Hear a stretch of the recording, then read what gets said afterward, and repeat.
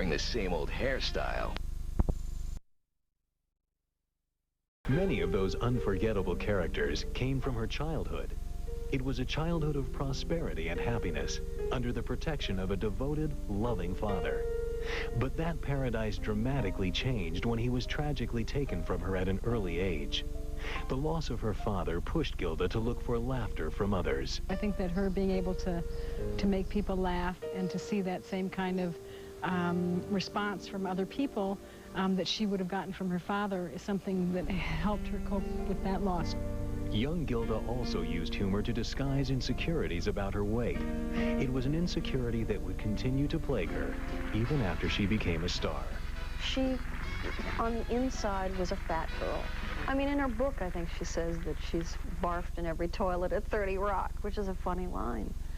Her being candid about things of that nature was such a gift to people who struggle with the same thing. Gilda Radner was adored by millions, but her hope of finding the man of her dreams and having a happy family led her into a long string of failed romances. She wanted love so much, wanted a family so much. And when you're loved by everyone, that's not so easy to get. After years of disappointment in love, she finally found the man she was looking for. If I made one great choice in my life, it was doing Hanky Panky because I met Gilda. Gene proceeded to trip over one of the cables. He was so intently looking at Gilda. They just seemed to be right together. You know, when you see a couple, and sometimes it shouldn't be, they were right together. Then, her endless energy mysteriously began to disappear. Time passed and she just wasn't feeling better. And she goes, I just hate, you know, being bothered with my body. It's just like taking over. The actual diagnosis came through that it was ovarian cancer, and that, of course, hit her like a 2x4 in the head. Throughout Gilda's struggle with cancer, she decided that humor would be her weapon in this battle between life and death. She wanted to show people that you could have cancer and not let it get the best of you. So she said in front of us, she says, I gotta do this show. I want you guys to help me make cancer funny. Oh, I'm sorry, Gary. I haven't been on television for a while. Oh, yeah. What was wrong? Oh, I had cancer. What did you have? In the next 2 hours, we will bring you the uniquely sad and funny story of Gilda Radner. From her days as a chubby kid to her Saturday nights as a television star. From the little girl who lost her father to the woman who finally found her true love. And from unfortunate victim who was stricken by cancer to the victorious spirit who refused to let misfortune stop the laughter. And through interviews with friends, family, and co-stars who knew her best, we will introduce you to the woman who made so many people smile. Gilda shined. And that was the thing. She was going to shine come hell or high water. Am I wrong to want to appear attractive? No, I think you're being very reasonable. Harry Wiesner. Harry Wiesner. Plus, we will show you rare moments of Gilda's childhood in exclusive home movies never seen before on television. And you will hear from Gilda herself in a recording of her autobiography taped less than a month before she passed away. It was the first time I actually feared what might happen to me, what was happening to me. Why me? This is cancer. I'm only 40 years old, and I could die. The Gilda Radner story is a life-affirming account of humor, courage, and the spirit of a valiant woman who refused to give up. The dream of being one of them. Her life's ambition was to be a star. From the public scandal.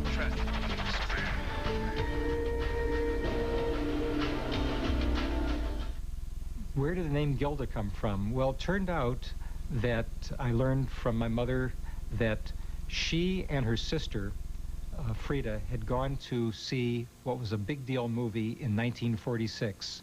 And that movie was Gilda with Rita Hayworth. And at the time, my mother was looking for a girl's name with a G to be named after her late mother, Goldie. And suddenly here was this G, and it was a show business movie that, you know, caused Gilda's name to be Gilda. Her name seemed to predict the power that show business would have in Gilda Radner's life. Although she got that name from a big screen sex symbol, her hometown was far from the world's glamour capitals. She was born in Detroit in 1946, the second child of Herman and Henrietta Radner. Her older brother, Michael, fondly recalls their childhood. This house was a big part of our lives. When Gilda was born, she came from the hospital home here, and this was her home for the next 17 years.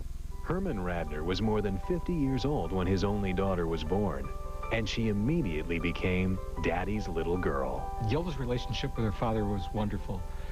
When she was born, she became the apple of his eye. I mean, he was just so excited with this darling little girl, and the feeling was mutual. She loved him, he loved her.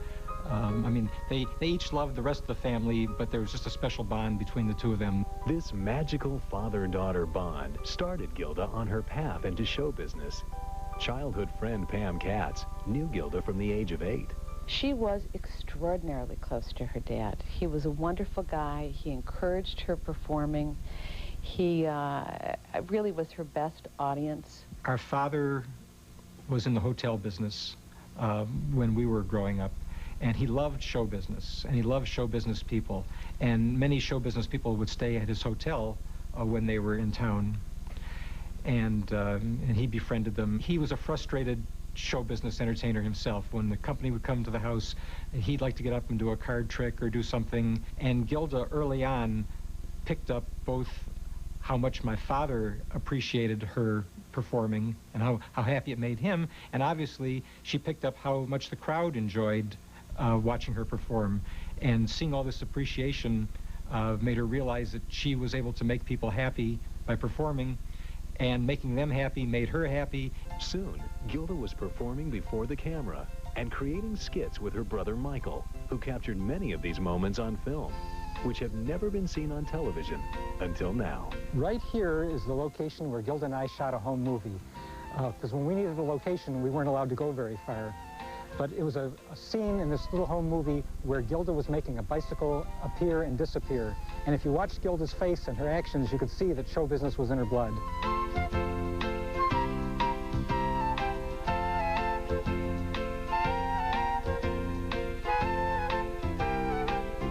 Right along here, we filmed another home movie.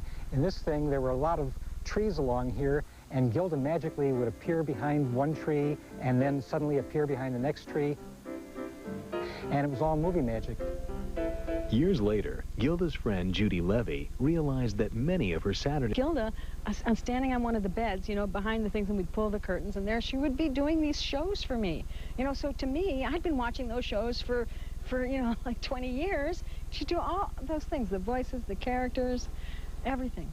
She would just do it for me, just for me. There's one home movie I remember, which really wasn't the kind of thing where you'd put together a story, but Gilda had lined up all of her dolls, and she had them all lined up, I think, like on the bed, and I panned the camera across them and got to Gilda, and she was holding up a little sign, I believe, that said, "My Family."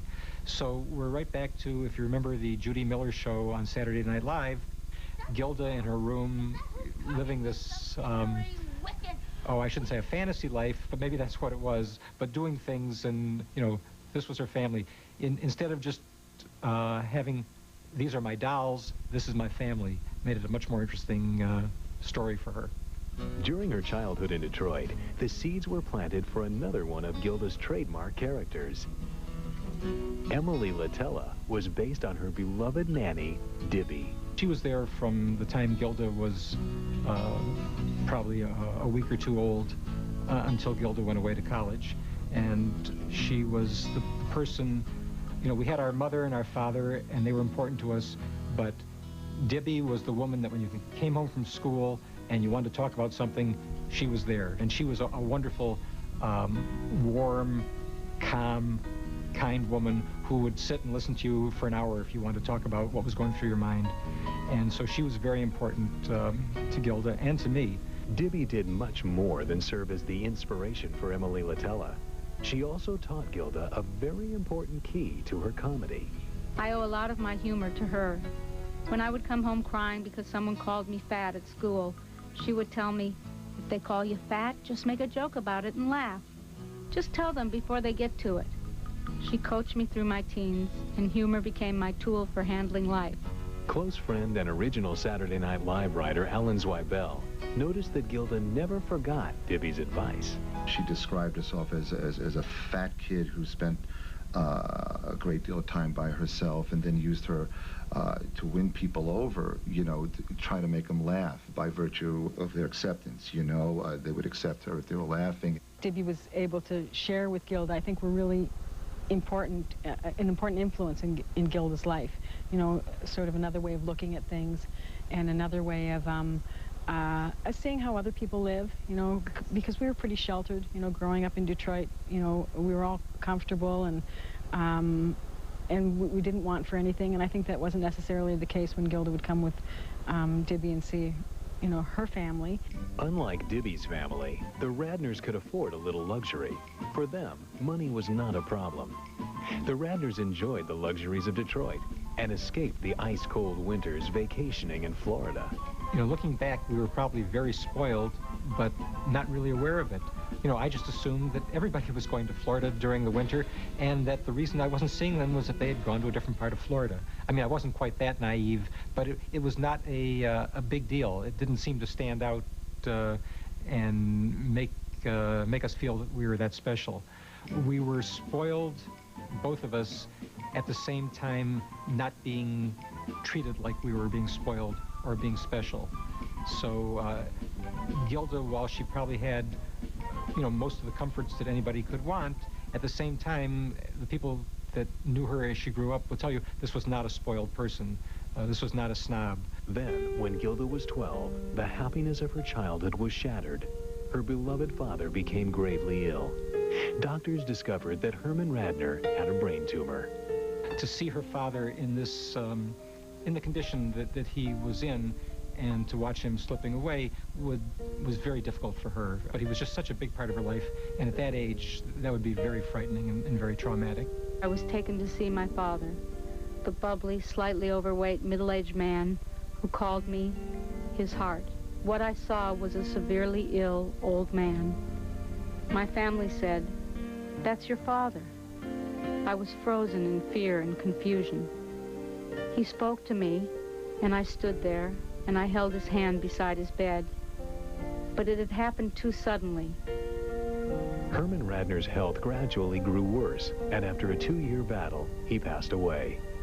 Gilda later described her terrible sense of loss to close friend and fellow actor, Martin Short. She was devastated by her father's death. She adored her father. And I think, you know, she was 14, I believe, when her father died. And that, I mean, listen, I have a 13-year-old daughter.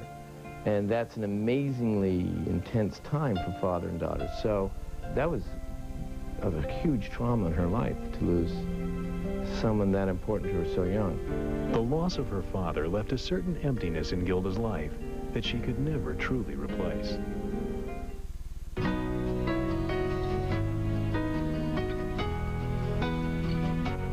When the E! True Hollywood Story continues, Gilda searches for a way to replace the loss of her father. She felt that she was probably performing for him, you know, and it was something that he would have enjoyed. And her comic talent wins a job with a cast of young actors who are destined to become famous. And so she got it. I mean, she was the first person hired.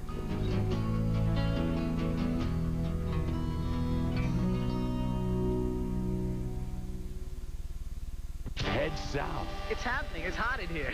To the burning sand. Don't put the camera over there. They're doing something very private. Take a turn on trendy Ocean Drive. Everybody is susceptible to my charm. And wind up in the place for big parties and beautiful people, South Beach. Wow, you bet, baby. So throw caution to the wind and let E! show you the sizzling side of Miami. May the E! be with you. It's Wild on South Beach, tonight at 10, only on E! Never seen you looking so lovely as you did tonight. Smart Ones from Weight Watchers in the red box. Delicious recipes like angel hair pasta and a rich tomato basil sauce. Make red your color with Smart Ones. Allow us to introduce America's best warranty. One with 10 years, 100,000 miles powertrain coverage, 5 years, 60,000 miles bumper-to-bumper protection, and 5 years unlimited mileage roadside assistance. Who makes such solid cars that they can offer a warranty this strong? Introducing the Hyundai Advantage. It's yours on every $19.99 Hyundai. Florida's natural, not from concentrate premium juice is made by a co-op of growers whose only business is making juices. They own the land, they own the trees, they own the company. Taste the difference it makes. It's no secret why Jimmy Dean sausage tastes great. Authentic, whole ground spices, not oils or extracts. And it's a taste that you can only get with Jimmy Dean. Only the best. That's the Jimmy Dean way. Where on earth would the House of Blues choose to celebrate an opening with Bob Dylan, Sheryl Crow, and Michael Bolton? What phenomenon would it take to bring the Tony Award-winning musical Chicago so very far off Broadway? What could be so fascinating to attract internationally renowned chefs, masseurs, and quite possibly surfers from around the world? Just watch.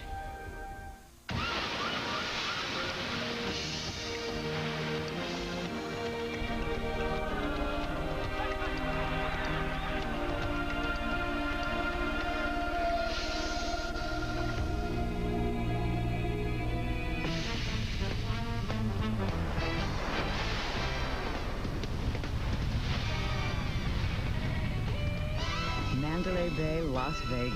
Opening March 2nd. Call for reservations now. Hey, let's talk New York. Let's talk big. Like the new Big New Yorker from Pizza Hut. It's a genuine street corner, 16-inch New York-style pizza with 8 big floppy foldable slices that's really, really good. At a price that's very un-New York, $9.99. The Big New Yorker pizza from Pizza Hut. Get connected to the biggest celebrities, the latest showbiz news, and more. It's the world of entertainment at your fingertips at www.eonline.com or AOL keyword E. I'm Ryan Seacrest, and I've got Freaks Galore coming up on Talk Soup Weekend. Don't be scared. I'll hold your hand, but not the sticky one. Tonight at 11 p.m. Eastern and Pacific, only on E!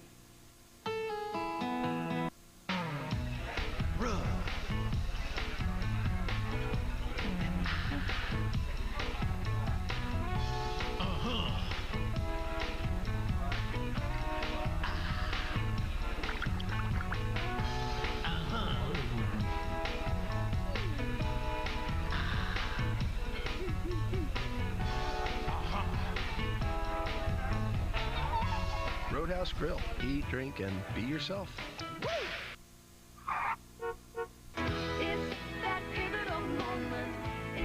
Hi, everybody. This is Faith Hill for RAD, recording artists, actors, and athletes against drunk driving. As a performer, I've had many wonderful moments to celebrate. So please, when you celebrate, designate. Please choose a designated driver. Remember, friends don't let friends drive drunk.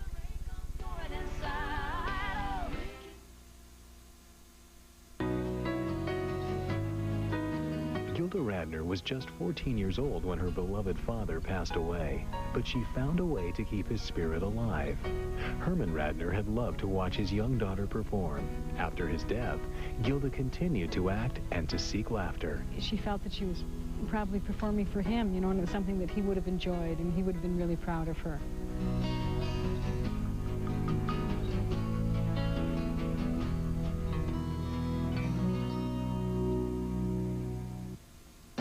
In 1964, Gilda went off to the University of Michigan at Ann Arbor, less than an hour's drive from Detroit. There she majored in public speaking and oral interpretation.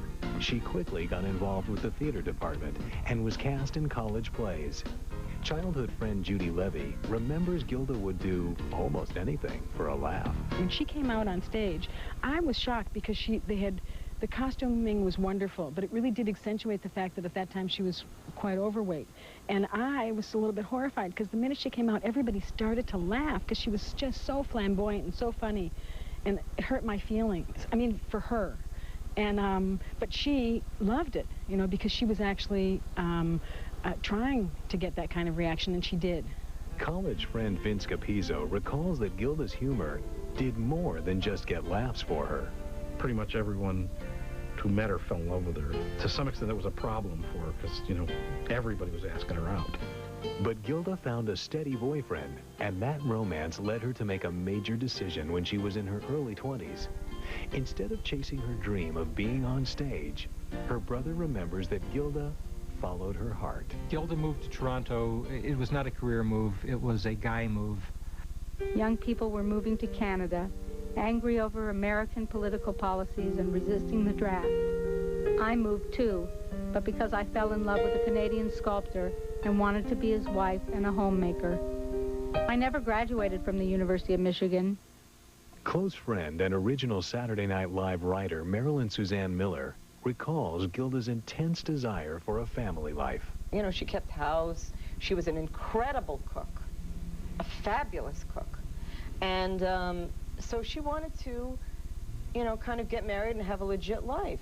By the same token, she was able to make everybody laugh all the time, unendingly. And how could she just constantly run from that gift? Gilda's drive to express her brilliant creative talent began to clash with her hopes of creating a happy, stable home. My homemaking fantasy and my romance lasted about a year and 4 months. We never got to the getting married part. I think that was an interesting time in Gilda's life because she was trying so hard to be like the perfect homemaker, and she crocheted a lot of pillows and afghans and did a lot of embroidery and a lot of cooking and things like that. But I think that was a really important outlet for her creative energy, which, you know, maybe she wasn't getting to use the way she would have wanted to, you know. And I think it wasn't until after they broke up and she stayed here that she started getting involved in theater. After she began performing in Toronto, it didn't take long for Gilda to get her first big break. As close friend and fellow actor, Martin Short remembers. I first met Gilda in I'll tell you exactly the day. It was March 25th, 1972, and it was at the callback auditions for Godspell. There must have been 800 people there. And I remember Gilda coming up on stage. She had pigtails out to here, and she sang, zippity-doo-dah, zippity-yay, hi, oh my, what? And I thought, well, poor thing, isn't that sad? What possible motivation could prompt someone to make that choice and do it that way? Gilda's little number also caught the attention of fellow cast members. I was sort of alarmed because I remember there was, you know, she was tall and slim and had these big pigtails, and she was clearly a mature person. She was singing zippity-doo-dah and loud. She had a loud voice, and I remember I thought, what is that girl doing? And then I just became completely entranced with her. By the time she finished her number and we got the response in the room, I kind of knew what her thing was, and that is that she is her own act, you know? I mean, she sells herself and puts herself in everything she does, and that's what people love. Well, the reality was that Gilda was the smartest because she had seen the show in New York, and she knew that was the exact type of person number that, in fact, was the show Godspell. And so she got it. I mean, she was the first person hired, you know. When the curtain came up on the opening performance of Godspell at Toronto's Royal Alexander Theatre back in 1972, Gilda and most of the other members of the cast were still just kids breaking into show business. I remember how nervous we all were opening nights and pulling it off, and all of us being stunned that we didn't freeze on stage, you know, with all the pressure. And so I think everything about it was overwhelming. And for Gilda, a real dream come true. This had been a fantasy. This was the first job that we got as professional actors. We were all getting off on the fact that this is big-time showbiz, and we had money to spend, you know. I mean, we got $160 a week, and that was like, we'd hit the gravy train there. Not only was Gilda glad to be working, she was surrounded by a cast filled with faces that would later become famous. I joined an amazing company of talented people, including Paul Schaefer, Martin Short, Victor Garber, Eugene Levy, and Andrea Martin. Godspell helped make Gilda a local celebrity, landing her several roles in Canadian television ads and productions. And you know that's cool. Besides, it's way, way cleaner than the other fuel. And it's cheaper now than in 56. She gained exposure with her television work, but it was Godspell that gave Gilda her biggest boost. That role ultimately led to a meeting with Lorne Michaels, who would create Saturday Night Live. I remember a night after I'd seen her perform where she and some other mutual friends, we all ended up at a restaurant someplace, and she was talking about bingo, and she was playing, I think, up to 16 cards, which was the part that fascinated me. I remembered how unique she was, and funny in a very original way. Lorne Michaels wasn't the only one who noticed her unique sense of humor. In 1973, when the famed Second City Improv Group opened a theater in Toronto, 27-year-old Gilda Radner was picked as one of the first cast members. She quickly mastered the art of improv humor. This training helped lay the groundwork for her future Saturday Night Live performances. Her Emily Latella character was originally a character called Miss Teabley. And that was a scene that we did in one of the Second City shows where I interviewed this woman, Miss Teabley, who came on with a talking shoe. And she had the shoe, and she would come on and say, "Oh, yes, yes, it talks. It's a talking shoe. It talks to me all the time." The executive producer of Second City saw that audiences adored Gilda, even at this early stage of her career. She had this innate ability to find herself in a situation when she was improvising to get out of it gracefully and with a laugh, and so the audience was always on her side. She could jump out of the material and doing a sideline to the audience, or which we all did from time to time, or just in the expression on her face when a scene wasn't working. You know, you could just, she would be in the scene, but the expression on her face would show that the scene wasn't working, and the audience knew that. They picked up on it. Just as in Godspell, she was once again surrounded by talented actors such as Dan Aykroyd, John Candy, and Joe Flaherty, who would also become famous. Gilda was further influenced when she met the Chicago cast of Second City, because one cast member was a budding young comedian named John Belushi. He soon became a good friend. They used to do a lot of physical comedy, and she said something like John was the only person that could hit her without hurting her or hurt her without hitting her. Gilda understood Belushi's comedic style. Belushi made me laugh like you can't imagine. I adored him. She was coming to a turning point in her career, and John Belushi was the friend who convinced her to make a move that would change the course of her life.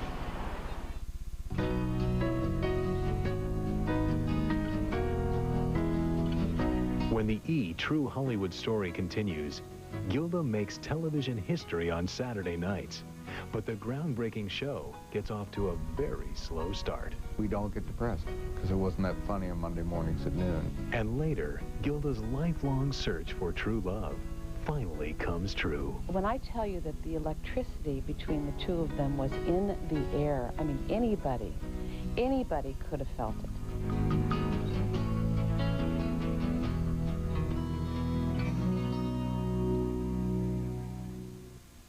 They married the men who changed music forever. Everybody wanted a piece of them. But behind the romance, they suffered betrayal.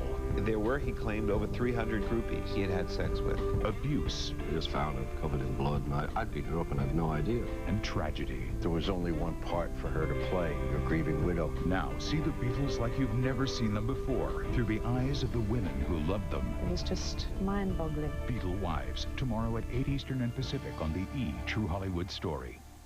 Never seen you looking so lovely as you did tonight. Smart ones from Weight Watchers in the red box. Delicious recipes like angel hair pasta and a rich tomato basil sauce. Make red your color with Smart ones.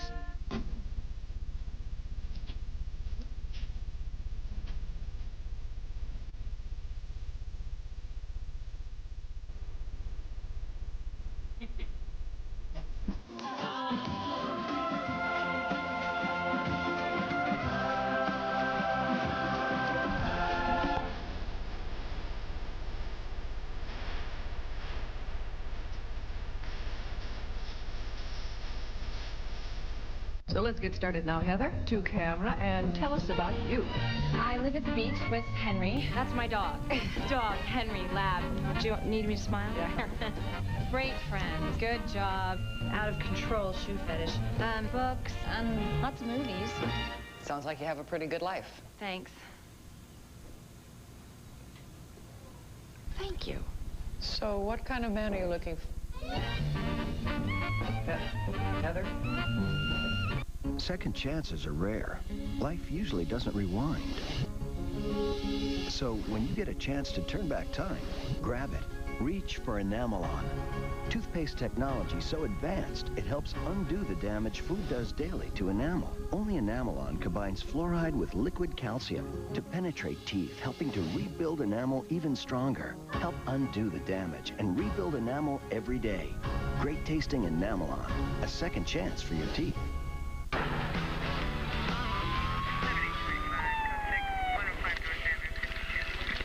License, please. Was I speeding? Negative, but I see you're driving the Seville STS with the North Star system, the most powerful front-wheel drive car in the world, with performance algorithm shifting that gives you incredible control. So I have just one question. Do you feel lucky, Mr. Johnson? Yes. Yes, I do. You should. Seville STS. It's what's next. For years, the photo center at Walgreens has been known for quality photo processing. Now, with the Kodak Picture Maker, you can create do-it-yourself prints in a number of different sizes in less than 5 minutes. You can even get a set of prints on floppy disk or the internet, so you can send your photos online.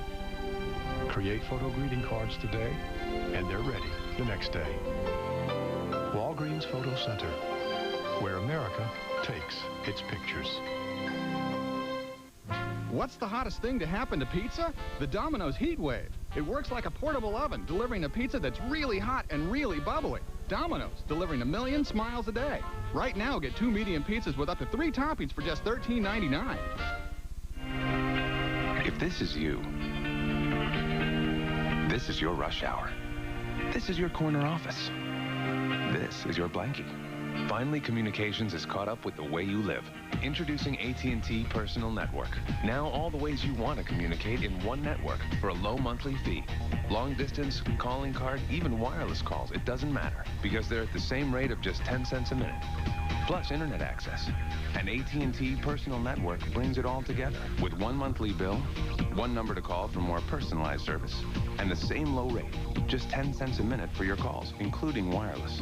Just call 1-800-4ATT now or visit our website to get your AT&T Personal Network. This is your reality. This is your reality check. And now this is your network. Call 1-800-4ATT now and change forever the way you communicate. This portion of the is brought to you by AT&T Personal Network. Communications has finally caught up with the way you live.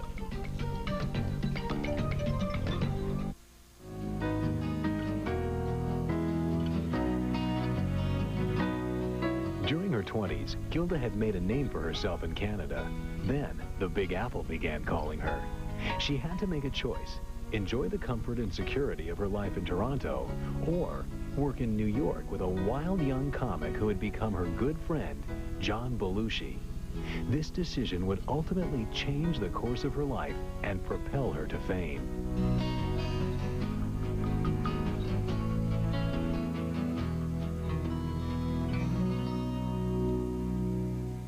It was John Belushi who convinced Gilda to join him in New York City and work for a National Lampoon stage show. He had done the show Lemmings for them in 1973, and it had been a huge success. The Lampoon people wanted him to do another show, and they were letting him direct it. He could choose the cast. He asked me to be the girl in the show.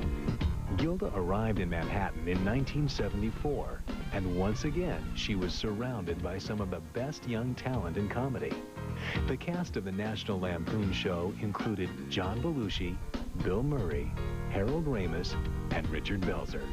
Gilda charmed the entire staff, including the founder of the National Lampoon, Matty Simmons. Never met anybody who really didn't like Gilda. And that's what being in that show with 5 or 6 boys was about. They all were crazy about it.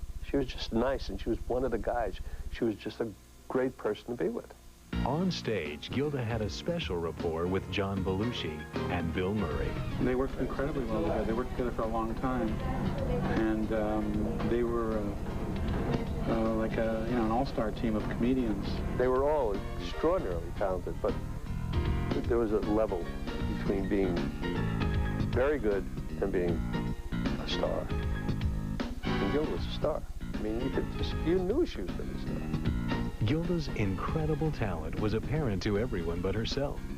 She revealed her doubts to producer Ivan Reitman. One day when I was sitting with Gilda in between shows, she was almost in tears. She said, you know, I just don't think I'm ever going to make it. I think I should quit. And I don't believe, I don't believe I have it. I said, Gilda, within a year from now, you're going to be on some television show. Everyone's going to love you. You'll be America's sweetheart. In addition to the stage show, Gilda also appeared on the Lampoon's Radio Hour program. Mr. Santa, for Christmas, could I please have a Busy Brenda mystery action vacuum cleaner doll? No, honey. Sorry. Could I have a battery-operated dog family? No. Could I Flexi the pocket monkey? No, you may not have Flexi the pocket monkey.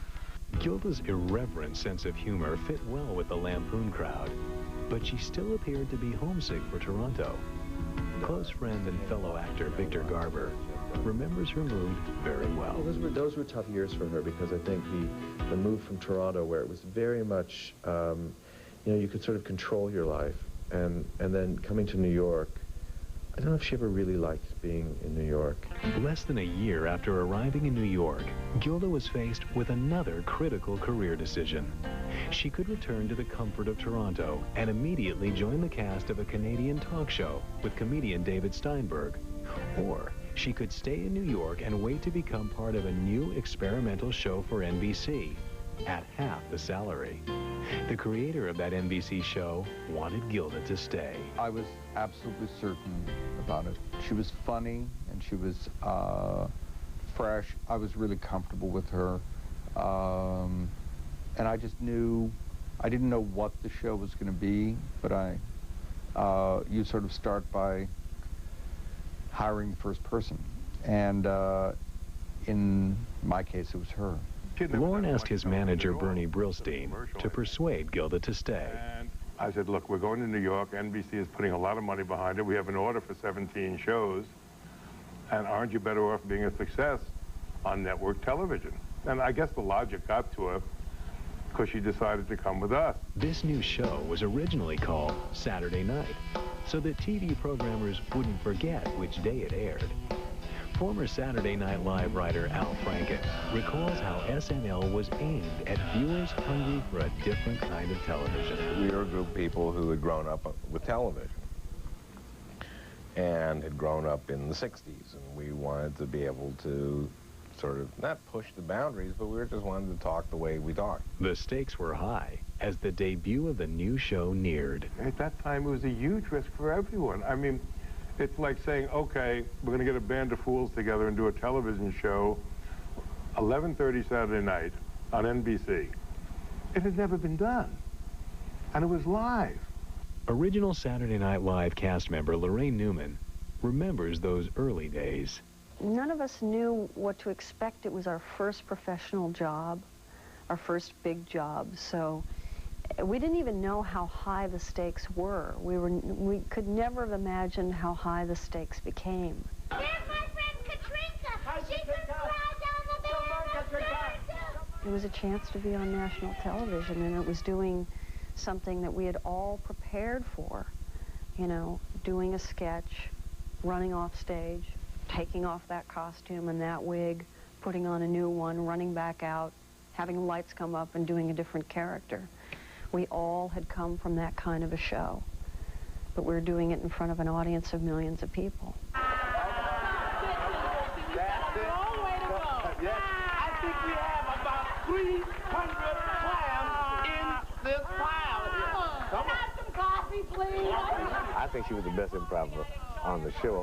Whenever she was around, it was like a halo was around her, and it would just... Geek heat, or something that they would generate. And later, The family, friends, and fans who love Gilda support her courageous battle with cancer. Life was to be lived, and she was going to fight the battle right to the end.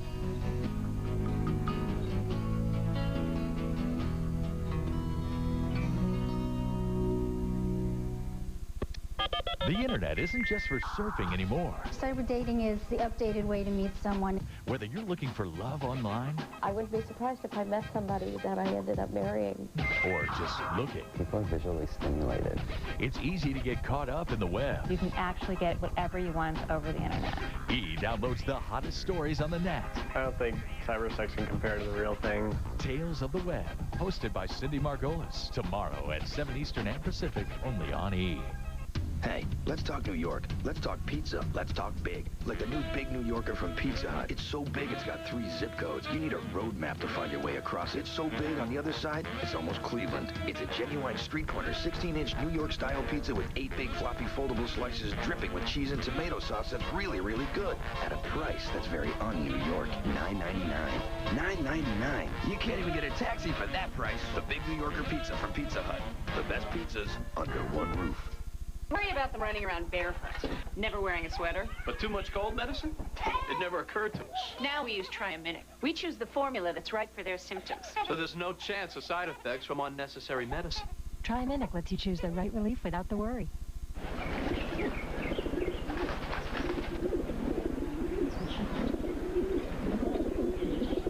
No soap, no water, no problem. Dial hand sanitizer kills 99.9% of germs instantly. Is Iams cat food good for life? Well, research suggests cats can lower your blood pressure and help their owners live longer, healthier lives.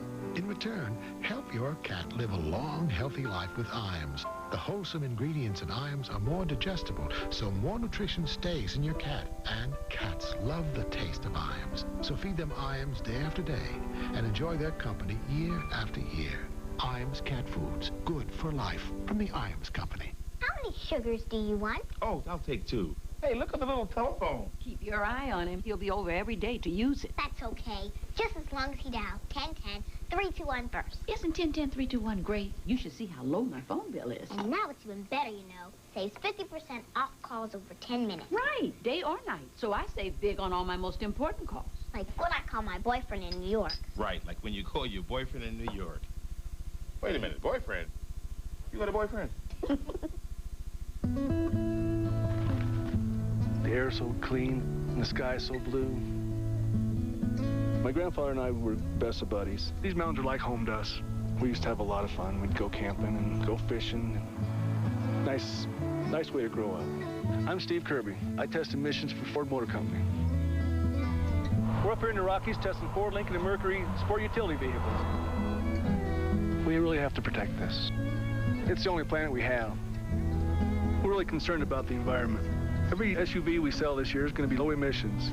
These vehicles average 35% less smog-forming emissions than the government requires. 35%. That's really amazing. RPM's fine. Performance fine.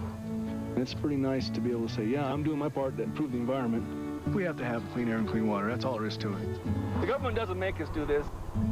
We're doing this for my mountains. Better ideas driven by you. Finding the coolest entertainment merchandise has never been easier with shop.eonline.com, the internet's one-stop shop for entertainment. Hi, I'm Rob Lowe. You're watching It never fails. Arthur Hardy, publisher of The Mardi Gras Guide. Where do you start online? InsideNewOrleans.com. It's the best local site on the web and the only local search around. Don't tell me it's all work and no play. Oh, no. InsideNewOrleans.com has great calendars, restaurant reviews, the weather. I can even check my stocks in real time. So, would you say there's life outside of Carnival in New Orleans? Well, of course there is. There's Carnival in Rio, Carnival in Venice. Where do you start online? Start inside. InsideNewOrleans.com. Over 1 million have gotten tighter stomachs with 8-minute abs. And to celebrate our success, we created the 8-minute Gold Collection. I went from this flabby spare tire to a washboard stomach. Thanks, 8-minute abs. You'll get 8-minute abs, 8-minute buns, and 8-minute arms. A $60 value for only $24.95. Flatten those abs, shape your buns, and tone your arms. Call now and we'll include a free $5 rebate. That's right, get 8-minute abs, buns, and arms all for only $19.95 after rebate. To order, call 1-800-257-5700. If you look close, you can see my depths. 'Cause I want you to, but don't want you to know that I do. By the mid-1970s, Gilda Radner had put aside her dream of living a quiet life as a happy housewife and thrown herself into her career. Hard work and talent had won her a role on Saturday Night Live and put her on the verge of stardom. But she also paid a price for fame.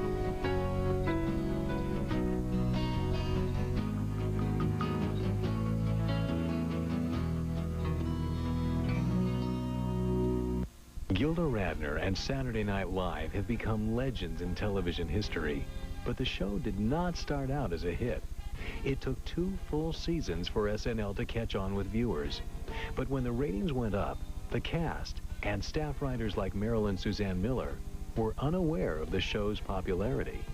We lived in a building, and we slept in the building, and we did not know the hurricane that was going on around us.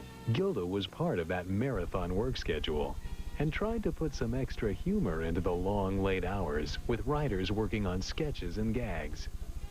You'd call Gilda up at 1 in the morning and go, I've got a great idea, but I need to work with you on it. And she'd go, I'll be right over. And she had gotten in a cab and come uptown from the village where she was living at the time to come to the office in her pajamas. She'd be in her nightgown, and you go, oh my God, you were asleep. No, she would have been in her clothes. The charm of Gilda was that she confessed that actually she had been dressed when she was talking to me on the phone, and then and that she knew that it would be funnier if she put on her pajamas and her raincoat and came up in her pajamas. So she had actually changed into her pajamas. The staff was working night and day, so producer Lorne Michaels felt they needed to get out of the studio during SNL's 3rd season in 1977. He decided to do a show at Mardi Gras in New Orleans, where Gilda and writers Al Franken and Ann Beats discovered they were at the center of a national phenomenon that made fans act in strange ways. It was amazing because we couldn't get around. Gilda had to wear a mask to get from her hotel to the set. We were in the French Quarter. It was pretty wild. And Gilda was in her Emily Latella outfit, and some guy who was very drunk, I think this is because he liked Gilda, but it might be an example of something else, tried to go down on Emily Latella. And Gilda was surprised. Gilda's unique array of characters helped turn Saturday Night Live into a trend-setting smash hit for NBC. Am I wrong to want to appear attractive? No, I think you're being very reasonable. Harry Wiesner. Harry Wiesner. Creator Lorne Michaels remembers that, ironically, she was hired to portray no one but herself. Gilda thought, and I thought, that primarily her work on the show would be as Gilda. And she was very clear about it before we went on the air, that she really didn't do characters. But that changed. No one would ever forget Gilda's portrayals of Rosanna Dana, Baba Wawa. Judy Miller was not the only brilliant comedian on the show. The ensemble cast, which many consider the most talented ever assembled, included Chevy Chase, Bill Murray, John Belushi, Dan Aykroyd, Garrett Morris, Jane Curtin, and Lorraine Newman. We really felt like the Beatles, you know. I mean, it was such a fantasy come true. The whole publicity machine behind the show at that time for people our age, you know, I was 23 and nobody was 30. Nobody was over 30. And it just was like a fantasy. About the 3rd year, I began to realize that, you know, oh, wow, this is going to be like Johnny Carson time, you know. This may be him until, you know. But For a few years, I didn't know she was going to be like that. Gilda's popularity soared. She became one of the most recognizable comedians in the business. She could hardly walk down the streets of New York without being stopped. Gilda's childhood friend Pam Katz remembers those days. People absolutely stormed her into the bathroom where they were putting autograph books underneath the stall. I mean, I couldn't even believe. And I thought, leave us alone. Original SNL writer Alan Zweibel saw that Gilda had mixed feelings about her fame. I know that being famous for her was, on one hand, fun, because it was a great degree of acceptance. It obviously meant that she was touching a nerve with a lot of people who were saying, we like you, you know. I also think that it was a little bit overwhelming. Gilda Radner! Gilda's fame kept growing. At the Emmy Awards in 1978, she was back in the spotlight after receiving a nomination for Outstanding Musical Variety Actress. Thank you. Like my dressing room at NBC, I shared this with Lorraine Newman and Jane Curtin. Well, it was really Jane, Gilda, and Lorraine. You know, the girls shared a dressing room for the first 3 years of the show. The boys had their own dressing rooms, but the girls shared one dressing room. So we were very close. And I think it was the kind of thing where, as bad as the guys were, we had to be that good. But I think, you know, our love of comedy is the thing that held us together. Gilda loved Jane and Lorraine. She loved all of us. And the real human things that she felt for people, like when she was in a scene and she didn't have a lot of lines, like a scene like that, she loved sitting there drinking Cokes and getting to eat cheeseburgers and getting to be with Jane and getting to be on TV like a regular person would. And it sounds insane, but it's true. Gilda also teamed with... It looked like that week, and they would get really, you know, it was like geek heat or something that they would generate. But the relationship with Bill Murray did not last, and neither did the other romances that she pursued at the peak of her fame. Childhood friend Judy Levy recalls that most men were intimidated by Gilda's fame. I think that was very hard when you were trying to have a relationship with someone, and everywhere you would go, people would stop you and, you know, and see you, and then the other person's like ignored. The spotlight did more than ruin romance for Gilda. It heightened her longtime insecurity about being overweight. Years later, she talked openly about her inner battles with eating disorders. With fame and the constant display of my image on television came anorexia. I became almost afraid to eat. I wanted desperately to be as thin as Lorraine Newman on Saturday Night Live, but the New York streets were filled with tempting things to eat. Around the second year of Saturday Night Live, I taught myself to throw up. I became bulimic before medical science had even given it that name. Gilda and I practiced our disorders together, which are not the fondest of memories, but she was much funnier about hers than I was about mine. And at one point, I remember her getting up from the kitchen table in her apartment saying, "I'm so full," because she had eaten, I can't even remember what it was that she'd eaten. She says, "I'm so full, I can't hear," you know, and I've never forgotten that. It made me laugh so hard at the time. And she was going off to purge. She would pretend she was having a party, and she would act as if there were a whole lot of people over there, and so after she'd like order a few items, she would like throw her voice and ask somebody else, and they'd throw her voice back, and she would do like a ventriloquist act around the room and order all this different food so they wouldn't think it was just for her.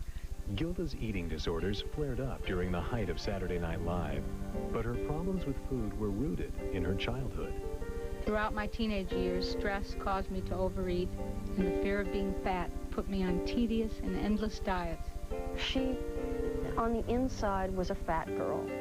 And, you know, all of us on the inside were something that we had to make ourselves bigger and better. I mean, in her book, I think she says that she's barfed in every toilet at 30 Rock, which is a funny line.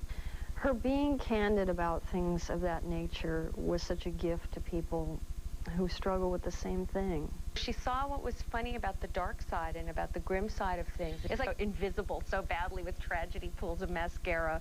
Gilda had paid a big price for her success. Saturday Night Live made her famous, adored by fans across the country. But her personal life was troubled by broken romances and eating disorders. Her honesty would help her deal with these problems as she searched for happiness and security in the years ahead.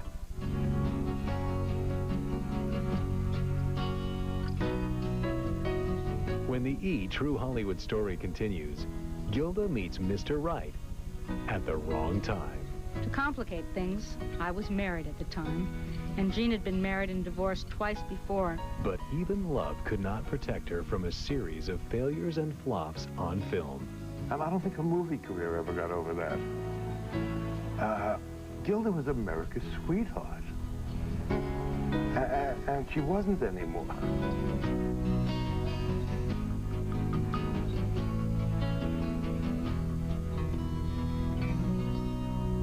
Head south It's happening. It's hot in here. to the burning sand. Don't put the camera over there. They're doing something very private. Take a turn on trendy Ocean Drive Everybody is susceptible to my charms. and wind up in the place for big parties and beautiful people, South Beach. Wild? You bet, baby. So throw caution to the wind and let E show you the sizzling side of Miami. May the E be with you. It's Wild on South Beach, tonight at 10, only on E.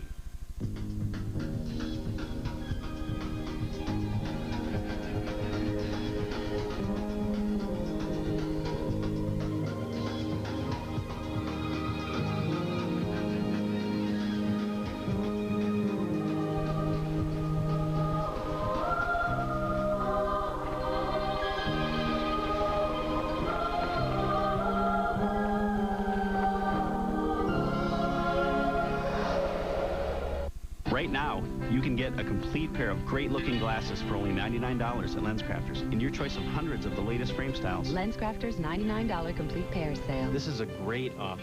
People should definitely not miss this. Hurry, offer ends soon. Second chances are rare.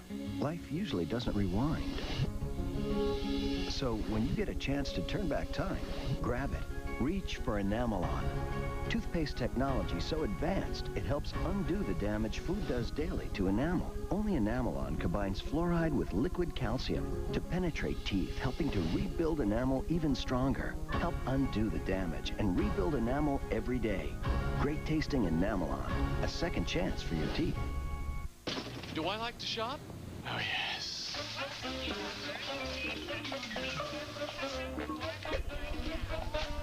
How you doing? Franks and beans? Aisle 5. Beans and franks? Aisle 7. Hi. Hi. Fat free. Nothing but carb. Check this out. You're our 1 millionth shopper. Use your card at supermarkets and drugstores and get double membership rewards points. I love this card. Women love shampooing with Clairol's herbal essences. Reveling in its all-natural botanicals. Luxuriating in the organic herbs and pure mountain water. And the ecstasy of what it does to their hair. But we'd also like to remind you, men like it too. And wait until you try Herbal Essence's styling line.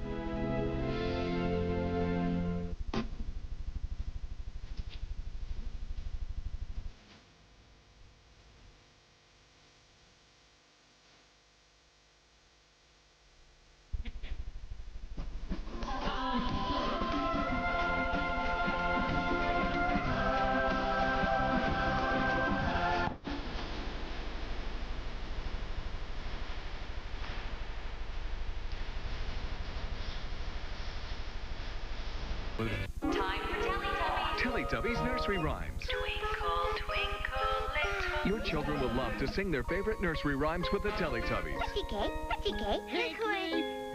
Teletubbies Nursery Rhymes, available now only on video. Used to be. If I want something done right, I called me. It worked. Until I tried to quit smoking. I needed more than me. I got Nicorette. Nicorette helped me 2 ways. I used it on a regular schedule to help prevent my cravings, and for unexpected cravings, I was ready with an extra piece. I used to be a slave to cigarettes. Nicorette helped me hang on, helped me win. Now that I'm nicotine-free, I gotta tell you, it feels good to win. Only Nicorette helps you control your cravings, your habit, 2 ways. You can do it. Nicorette can help.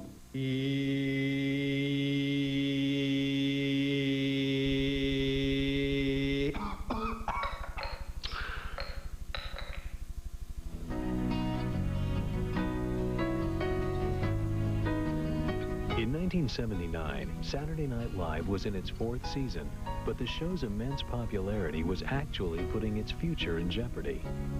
Gilda and the rest of the cast were getting offers that were hard to refuse. In the coming year, Gilda would leave her comedy family, but find the love of her life.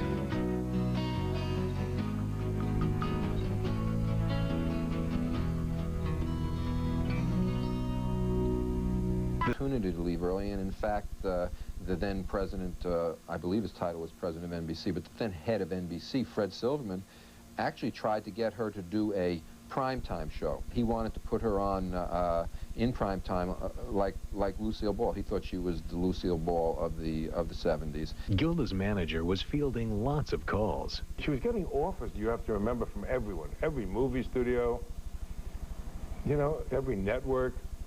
ABC had offered her own series, but she was very loyal. She was very loyal to Lorne and very loyal to the show. Even as other members of the SNL cast branched out from the show, Gilda stayed on. But she also fulfilled her dream of performing on the New York stage. Lorne Michaels produced her Broadway debut, Gilda Live, at the Winter Garden Theater. He knew her time on Saturday Night Live was coming to a close.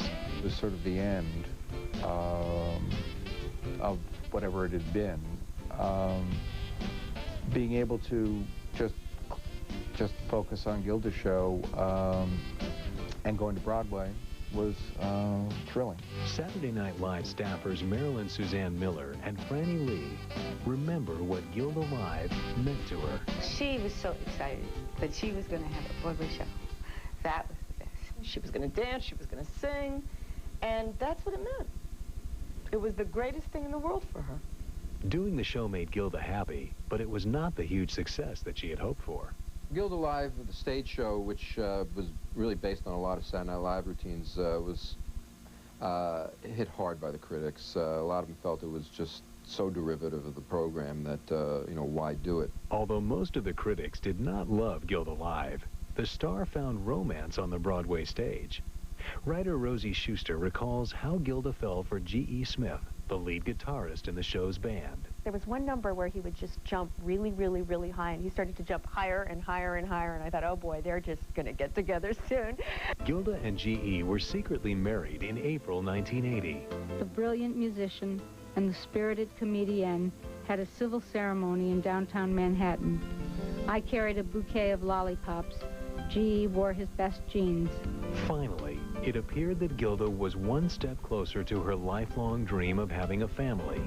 But Gilda's longtime friend Pam Katz knew the marriage was not a perfect match. I think it wasn't a good relationship for either one of them. Nice guy, gentle guy, sweet guy, but into very different things from Gilda. And I think ultimately they just weren't compatible. It didn't last very long. In 1980, Gilda Live closed. Producer Lorne Michaels left. So did Gilda and the rest of the original staff. Well, we spent a lot of time together. The amount of energy and the amount of creativity that was going on, especially at the beginning, and holding on to one another, right? That we felt when we did leave one another, it was really hard. I think if SNL would have stayed on and everyone would have stayed, that family would have stayed. That was a family to her. I don't think she would have run away from home if everyone had stayed. Gilda's next career move was film, and that move completely changed the course of her life. In August of 1981, she started shooting a romantic comedy adventure called Hanky Panky, starring Gene Wilder.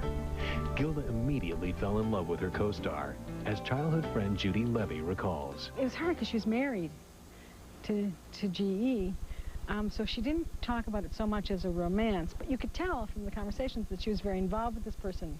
And I didn't see them together, you know, before it was sort of out in the open, but my friend Pam did. When I tell you that the electricity between the two of them was in the air, I mean, anybody could have felt it. Anybody. Gene proceeded to trip over one of the cables. He was so intently looking at Gilda. And I got goosebumps. I mean, it was just incredible to see what was going on between the two of them. And I thought, this is a relationship that cannot be stopped. I was bitten with love, and you can tell it in the movie. The brash and feisty comedienne that everyone knew from Saturday Night Live turned into this shy, demure ingenue with knocking knees. It wasn't good for my movie career, but it changed my life. The feeling was mutual for Gene. If I made one great choice in my life, it was doing Hanky Panky, because I met Gilda, who changed where I live, how I think, how I feel, what work I do. Up to that point, I had been a workaholic. I'd taken one job after another for over 10 years. But just looking at Gene made me want to stop, made me want to cook, made me want to start a garden, to have a family and settle down. Michael Radner also knew that Gene was the perfect match for his sister. This did become the man that she had been looking for all her life. I mean, this was somebody that was a wonderful man. She loved him. To complicate things, I was married at the time, and Gene had been married and divorced twice before and was in no hurry to make another commitment. I lived in a house I had just bought in Connecticut, and he lived in Los Angeles. I got an amicable divorce 6 months later, and Gene and I lived together on and off for the next 2.5 years. My new career became getting him to marry me. I think Gene represented everything that Gilda wanted in her life. A nice Jewish guy who happened to be an actor. Although Gilda's personal life was at a high, her film career was at a low. Unlike television, movies didn't seem to capture her magic. I always wondered why Gilda looked so pretty on television, even when doing crazy things, and never looked so wonderful in movies. Now, maybe because she was a comedian, no one took the time to light her correctly. I don't know the answer to that, or maybe she was just supposed to be a fall down. Film was a completely different medium for Gilda, and she was hurt by the lack of a live audience. I think performing kept her emotional, her psychic immunity good. And when she didn't have that kind of give and take with a live audience and that was like cutting off her oxygen supply. In 1984, The Woman in Red was one of Gilda's more financially successful films. But her friends were shocked by her appearance in the movie. Gilda played the ugly secretary, and there was a shot at the beginning of that. Well, we all just went like that because she looked like she was 70 years old. And we had never seen Gilda look like that. And we really all didn't know how it was left in the movie. It was horrible. And I don't think any of us ever got over that. And I don't think a movie career ever got over that. Gilda was America's sweetheart.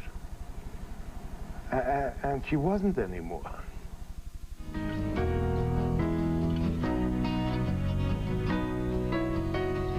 Coming up on the E! True Hollywood Story, Gilda and Gene try to start a family with heartbreaking results. She wasn't talking about the miscarriage, but I think that is the way she was. And later, the devastating news of a terrible illness brings her to the edge of a breakdown. She completely withdrew. I think it was so shocking.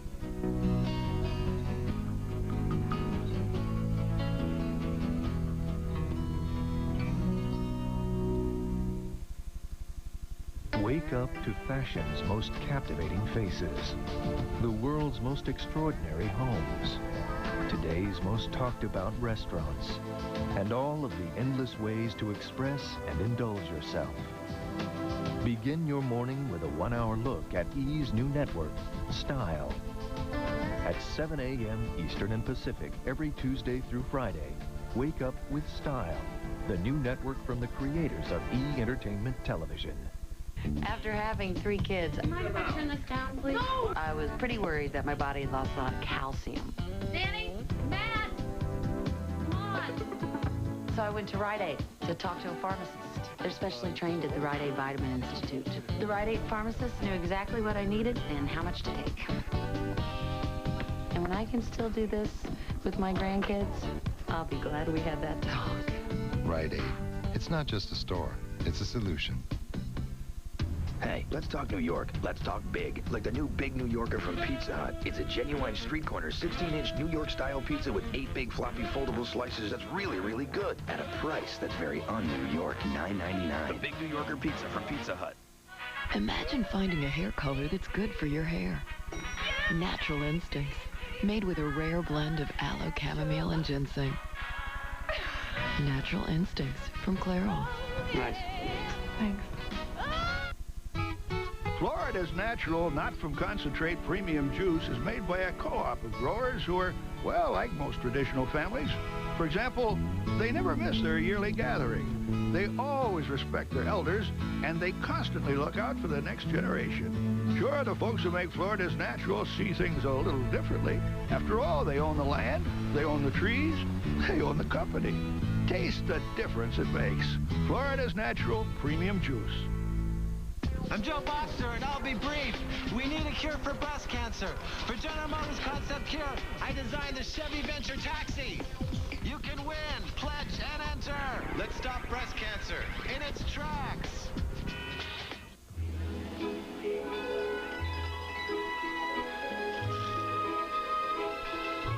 Fresh breath, making all local stops.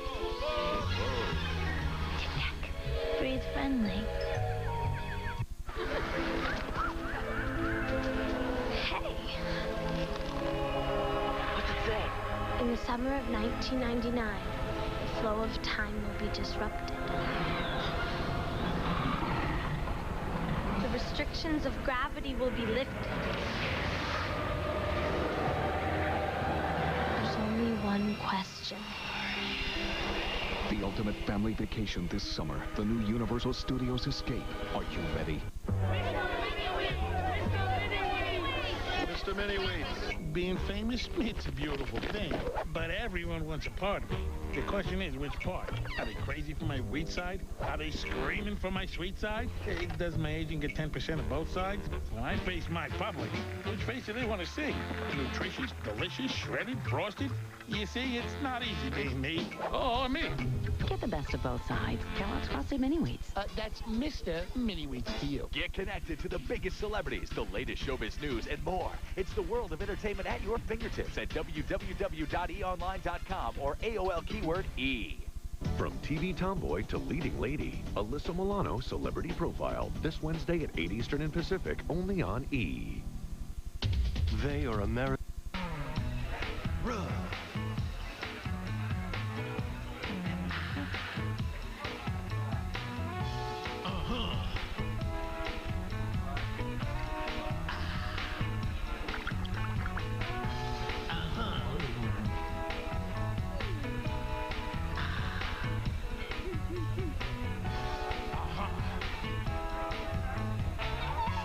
Roadhouse Grill. Eat, drink, and be yourself.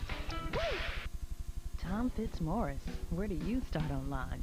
Oh, InsideNewOrleans.com, but I could be partial. Everyone knows you have restaurant reviews and the recipe of the day on InsideNewOrleans.com, but why do you start there? It's where I check the weather every day. I'm always looking for an excuse to avoid al fresco. Plus, it's where I begin all my gastronomic research. Ooh, love that culinary talk. Oh, I do it in French, too. Chateauneuf de Pape. Where do you start online? Start inside. InsideNewOrleans.com. Gilda was in her late 30s when she finally found true love with the man she'd been searching for all her life.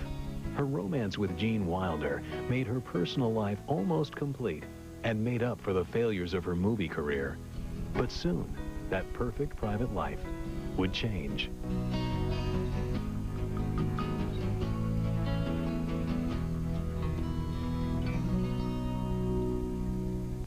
Gilda and Gene Wilder seemed like a match made in heaven. Actress Kelly LeBrock, who co-starred with the couple in The Woman in Red, remembers how Gilda felt about Gene. She was very concerned that Gene was going to marry her, and that Gene was going to love her, and he did both. Like in the romantic fairy tales I always loved, Gene Wilder and I were married by the mayor of a small village in the south of France, September 18, 1984. Original Saturday Night Live cast member Lorraine Newman recalls Gilda's joy. She adored him. She really adored him. She really felt that he was everything that she had always looked for. And, you know, he was a bit older than she. And I think also that tied into the loss of her father. And I think he treated her like his little girl, which she just relished.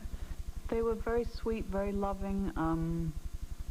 They just seemed to be right together. You know, when you see a couple, and sometimes it shouldn't be, they were right together. Gilda and Gene's Connecticut neighbors, Elaine and Howard Orlow, were also touched by their friend's relationship. It was a warm household. They complimented each other very well and loved each other very much. Yeah. There was only one thing missing in the marriage. She loved kids. She really could relate to them, and she was also cognizant of what type of a parent her friends were. Gilda's special ability to connect with children was apparent to her friend, Robin Zweibel. She'd just come to the house just to be with Lindsay. You know, she'd walk in, I'm going to play with Lindsay today. Go, okay, I'll see you later.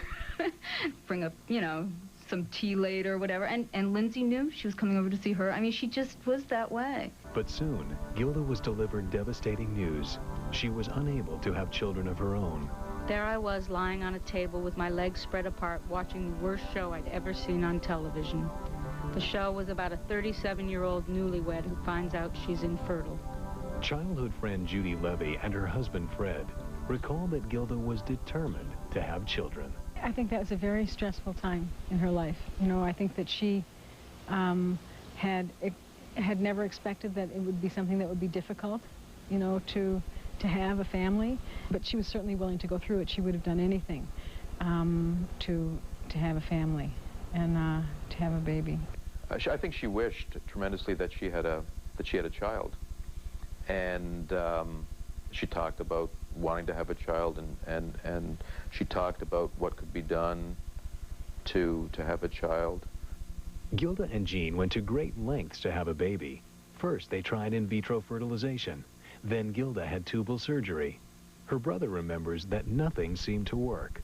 They jumped through hoops, and they did everything possible, trying to get Gilda pregnant so she could have a child. And I remember Gene and her joking about, you know, having to do it at the right time for the thermometer and the temperature and the heat and the ovulation and everything, and they had a good joke between the two of them.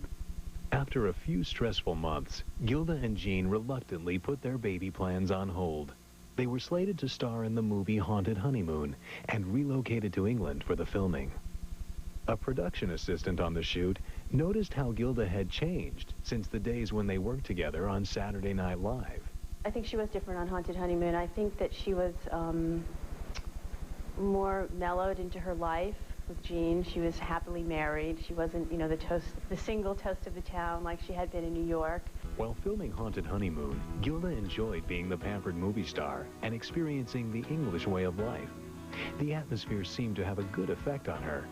Then, to her surprise, she discovered that she was pregnant. At the time, Robin Schlein didn't realize that she was the one who delivered the good news to Gene. She said, well, just tell him, you know, smooth sailing on the Western Front. I'm like, yeah. She said, no, just tell him that. I said, okay. So, you know, I hung up the phone, and I got Gene on the walkie. I said, you know, Gilda says this. And he's like, okay. And then, you know, 5 years later, I read the book and realize this was the message to him that she was pregnant. Gene and I were shocked, ecstatic.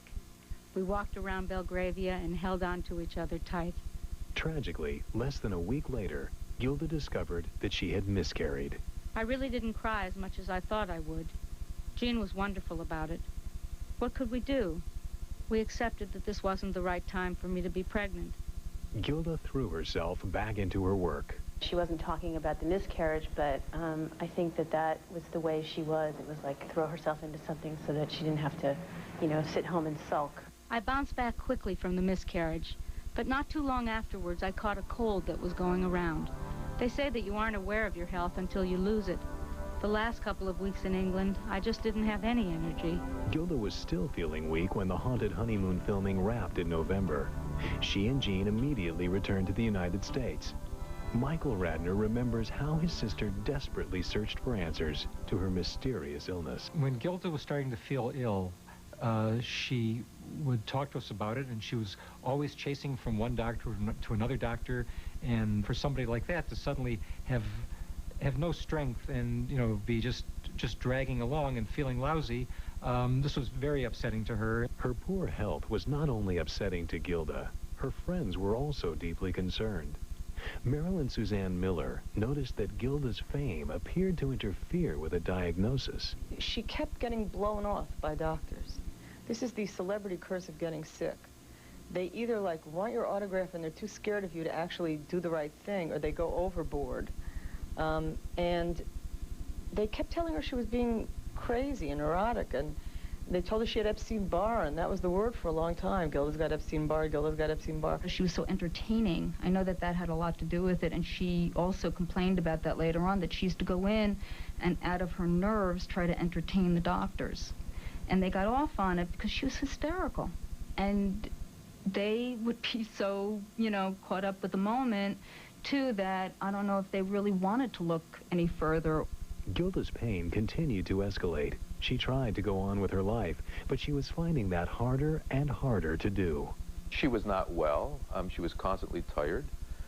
She was constantly having to rest.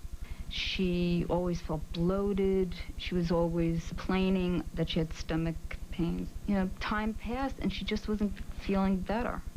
And she goes, I just hate, being bothered with my body. It's just like taking over. Robin's husband, Alan Zweibel, knew that Gilda had finally achieved a balance in her life, and he could see her frustration as her health weakened. There is, I'm mad at my body. It's as if it was a betrayal, Why are you doing this to me? I got stuff I got to do.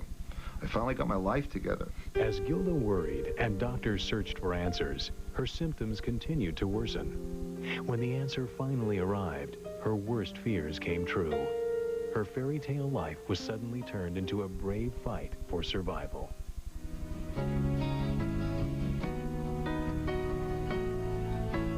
Coming up on the E! True Hollywood Story, Gilda struggles to keep her sense of humor as she battles for her life.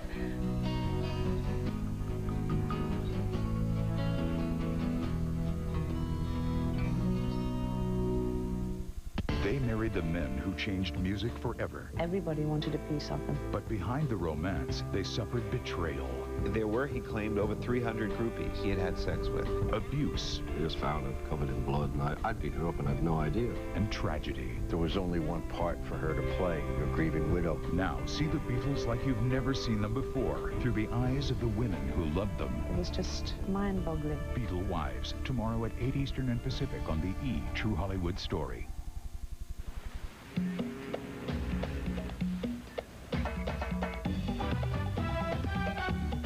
Looks like one vacation is just more fun. We guarantee it. Carnival, the most popular cruise line in the world.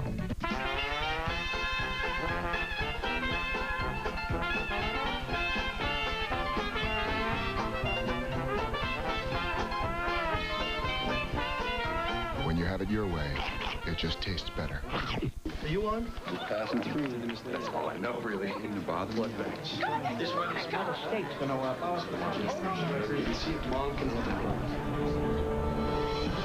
TV Guide has come to television.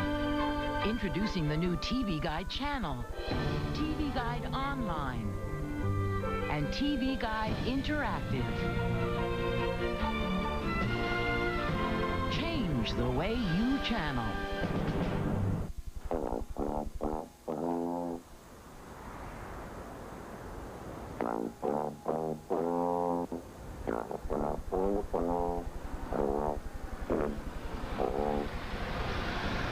Arriving at last, From Saturn. The world's first three-door coupe.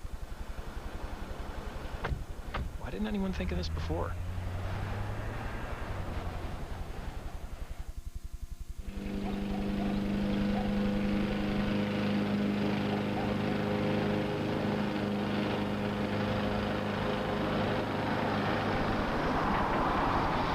The new Saturn coupe has better pickup than a Maserati. After a Little League game, anyway. The world's first three-door coupe. From Saturn. Why didn't anyone think of this before? You want the inside scoop. People in the know use New Preference by L'Oreal. Take it from me, color doesn't get any better than this. The secret? Special new anti-drying conditioners, so my hair won't dry out. Now my hair is softer than ever before, right down to the ends. And Preference has stay-true colorant, so my color won't fade out. So I have golden color, long-lasting color, simply glorious color. New Preference by L'Oreal. Pass it on. You're worth it. Lycos? Go get it. Unleash the new Lycos, and no matter what you're looking to retrieve from the internet, Lycos will hunt it down quicker and easier. Lycos, go get it.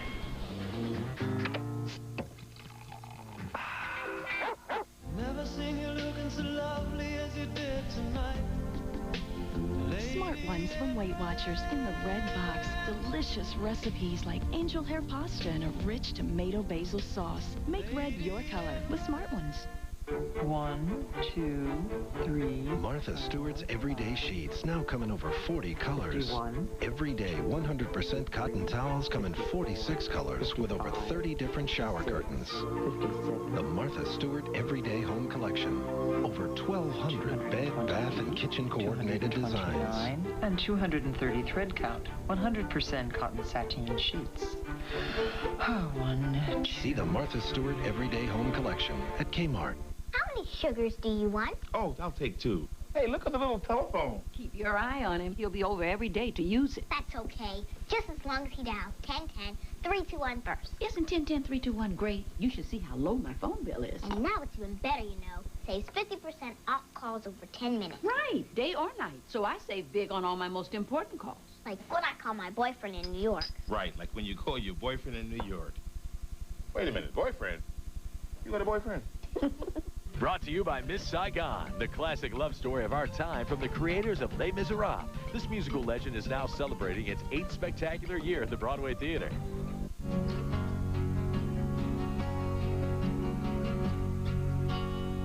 Gilda's health had declined for a year, but doctors could not find the cause. She had no energy and she suffered from mysterious pains. But lab tests and physical exams were unable to pinpoint the source of her illness. Then, finally, her doctors discovered the frightening answer. Cancer was not a major concern for what was bothering her until the actual diagnosis came through that it was ovarian cancer, and that, of course, hit her like 2x4 in the head.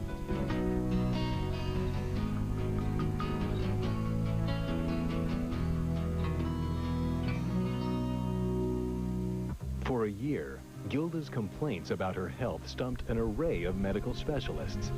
Then, in late October 1986, her internist discovered an irregularity in her liver.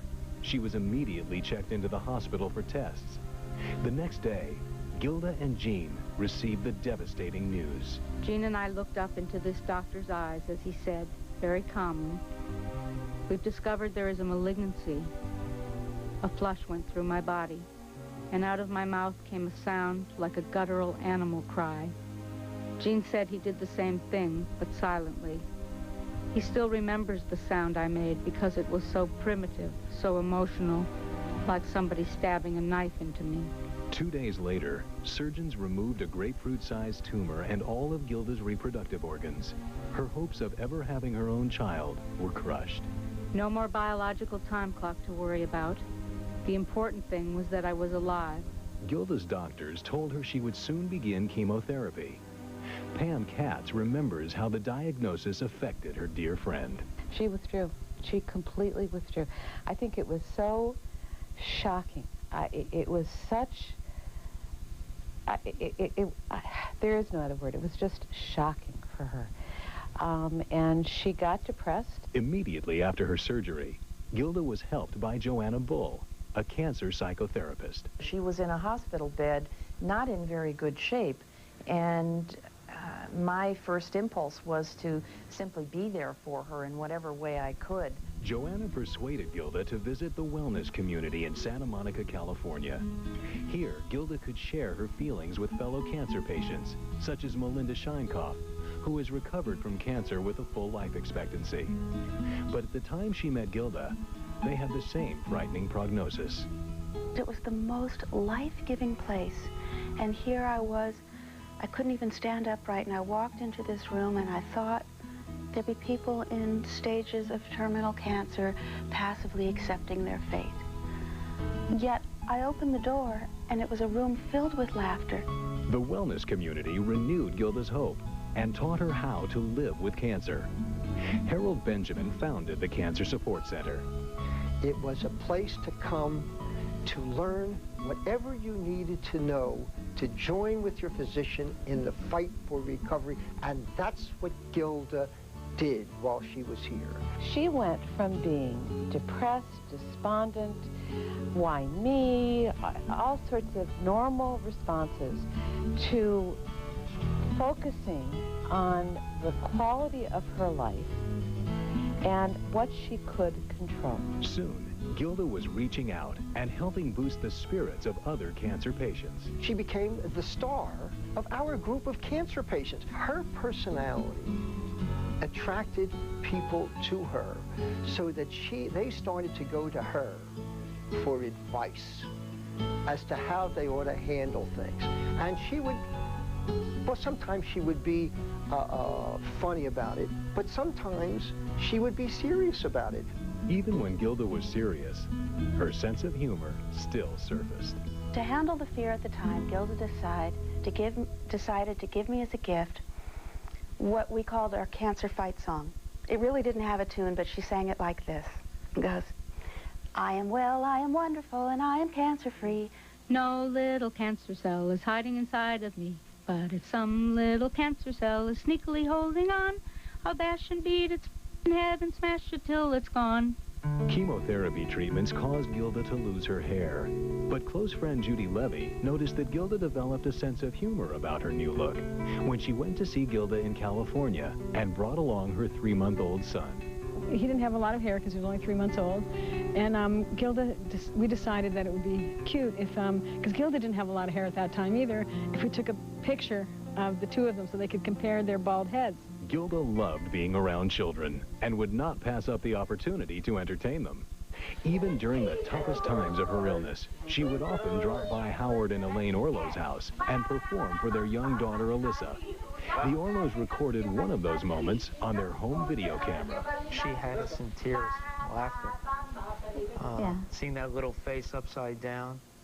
And just, she's great, was great at ad-libbing and going with the flow.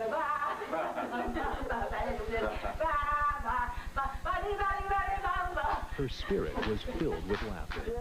But by the fall of 1987, Gilda's body was suffering from the effects of a year of chemotherapy. She still needed to kill the remaining cancer cells, but her doctors believed more chemo could permanently disable her. So the doctors changed their strategy and prescribed a series of 30 radiation treatments over a 6-week period. It was such a horrible sentence. Another sentence, 6 weeks, going every day to be radiated. I thought about what radiation meant to me, my father's brain tumor. Gilda continued to struggle with the disease. As she dove deeper and deeper into a variety of treatments, Jean stood by her side. Actress Kelly LeBrock remembers Jean's devotion. He loved her deeply.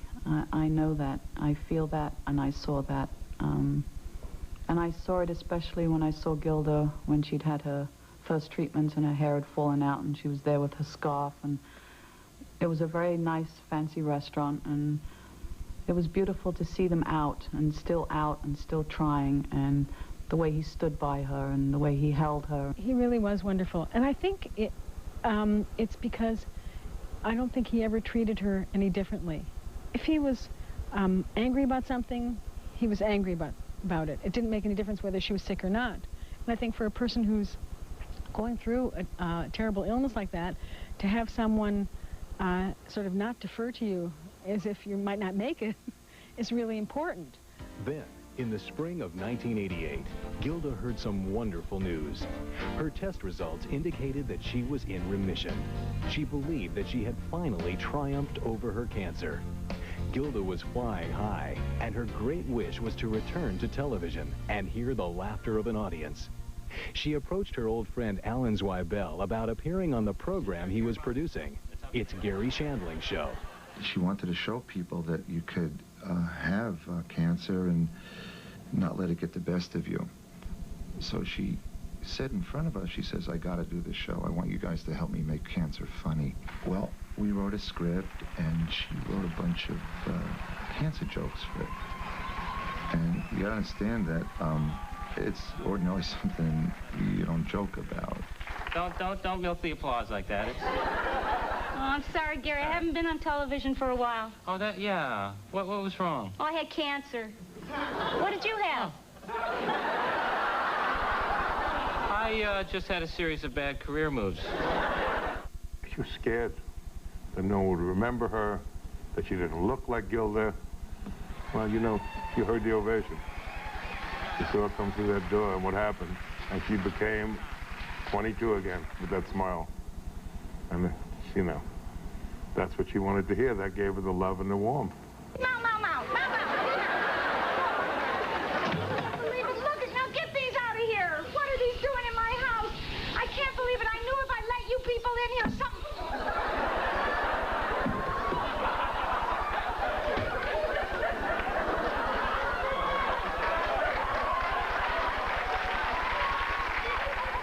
She got nominated for an Emmy for that appearance on that show, and she felt good about the way she was received and the fact that she was performing. In fact, Shandling and Gilda and I had meetings with HBO. Subsequent to that, she wanted to do her own show, and Gary and I were going to do it with her. Soon, a project was in the works with the cable network HBO. The type of show Gilda wanted to do was basically the old Jack Benny radio show, where people come into a living room who are on the show, guests, and everyone talks. And then she got sick. We just never did it. Suddenly, Gilda discovered she was not in remission after all. Her sense of hope had been an illusion. The computer had messed up, and with all my precious medical care, I had become the victim of a computer. She had been called, Gilda, and told that they had made a computer error in California, and instead of the CA-125 going down, it was in fact elevated. It was a hard day. Gilda's CA-125 cancer test had been misread. Instead of being in remission, her cancer was already spreading rapidly. Probably the most difficult time for me, I can't say what was the most difficult time for her, was when she had her recurrence, you know, and when nothing seemed to be working. And I think it was that macrobiotic phase, I call it, where she decided to follow the program religiously, and the person who she had, you know, who came to Connecticut to sort of help her stay on this path, told her it was better if she didn't speak to people, you know, that would be draining. If she didn't see anyone. And even at that time, I would call. It was the only time when she was sick for that, like, month or so, where if I would call, she wouldn't talk to me. After 2.5 years of treatment, Gilda's body began to give in. But her family and friends could see that her spirit was still alive. Typical Gilda, I remember her saying one day, sure, they're going to torture me to death so then I could die, about her treatment. And you know, she was making a joke, but to me it was true. I mean, you know, treatment after treatment after treatment after treatment, and nothing was working. It was enough already. It was just enough already. She kept trying, and she kept her spirits up. And of course, when she'd get a bad report, it would be devastating, and she'd be upset for a few days, and she would talk us, and we'd talk about it. But we always had the hope, and she always pulled herself back together because, you know, life was to be lived, and she was going to fight the battle right to the end. But on May 20th, 1989, Gilda slipped away. She never gave in until, you know, the very end, and even then, you know, who knows what was going through her mind when she finally drifted off into her, her last state of unconsciousness before she passed away. Gilda's passing was hard to accept by those who loved her. It's always been a big source of grief to me that I never, first of all, that she even took the time to say goodbye to me, or try to, and then I wasn't able to. Gilda was laid to rest near her home in Connecticut. It's a beautiful ceremony, small. It was pouring. It was pouring and thundering. And I remember they had a tent. It was outside, and the rain just dripping down. And yeah. As if God was crying. And the thunder was, I think Jean or one of her friends said, "There's Gilda. She's here. She's listening." She's taking it in.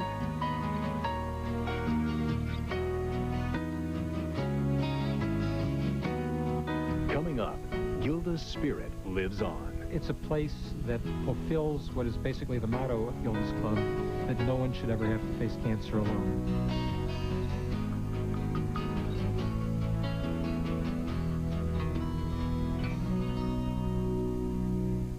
Head south. It's happening. It's hot in here.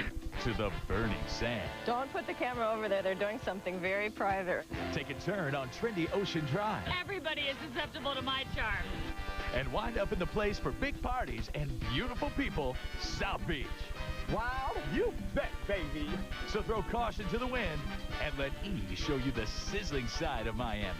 May the E be with you. It's Wild on South Beach, coming up next, only on E.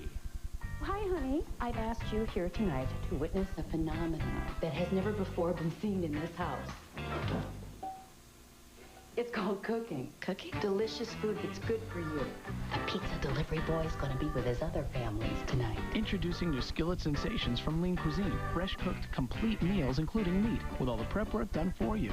This is a complete meal. Normal families eat them all the time. New skillet sensations from Lean Cuisine. It's not just lean, it's cuisine. I'm Dana Buckman. And I'm Karen Harmon. And we've got designs on fighting breast cancer. For General Motors Concept Cure, we've designed this Pontiac Grand Am. You can win. Pledge and enter. It's one fashion statement we can all be proud of. Napoleon, Alexander the Great, Donald Trump. We're all cut from the same cloth, and that cloth is very, very large. It's not too big, is it? No. Turn left on Trump Avenue. Ever wonder why New Yorkers have such big mouths? Go big or go home. Because we eat big pizza, like the big New Yorker from Pizza Hut. 16 inches of real New York pizza dripping with cheese at a very un-New York price. $9.99. They've got to be losing money on this. The big New Yorker, new from Pizza Hut. It's beautiful. Let's jump.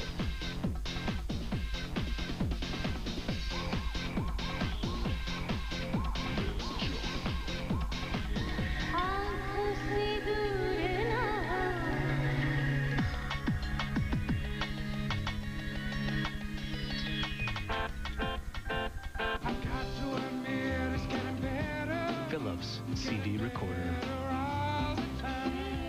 Betty Crocker knows how to make them flip. Lighter, fluffier Bisquick pancakes. Because when it comes to great pancakes, Betty knows best. Imagine finding a hair color that's good for your hair. Natural Instincts, made with a rare blend of aloe, chamomile, and ginseng. Natural Instincts from Clairol. Nice. Thanks.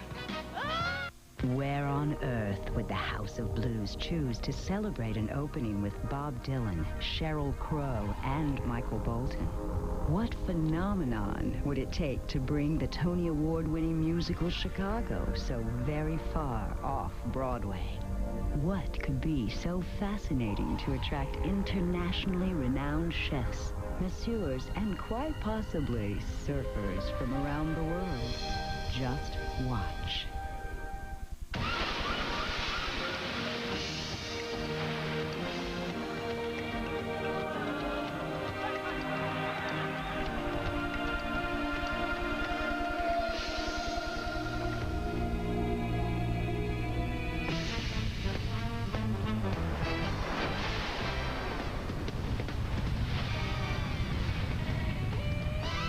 Mandalay Bay, Las Vegas. Opening March 2nd. Call for reservations now. My blind date. You are so lucky you get to stay home. Again. Introducing new Crunch and Munch toffee Hi. pretzels. You ready? Bite-sized pretzels covered in sweet toffee. Let's go. I'm ready. Because life is sweet. Guys? And a little crunchy. Hi there, I'm Kevin Pollak, and you're watching Entertainment Television. E downloads the hottest stories on the net. Tales of the Web. This Sunday at 7 Eastern and Pacific, only on E. Here in Orlando, we... Arthur Hardy, publisher of The Mardi Gras Guide. Where do you start online? InsideNewOrleans.com. It's the best local site on the web and the only local search around. Don't tell me it's all work and no play. Oh, no. InsideNewOrleans.com has great calendars, restaurant reviews, the weather. I can even check my stocks in real time. So, would you say there's life outside of Carnival in New Orleans? Well, of course there is. There's Carnival in Rio, Carnival in Venice. Where do you start online? Start inside, InsideNewOrleans.com. This February, Cinemax has something special planned for you every night. But that's not surprising. Cinemax always has a different hit every night at 8 all year long. And the first on Max Friday premiere is a movie you've never seen before, A Murder of Crows, starring Cuba Gooding Jr. and Tom Berenger. Nobody shows you more than Cinemax, the movie service for the movie fan. Take your entertainment and movie variety to the max on Cinemax and Cox Cable.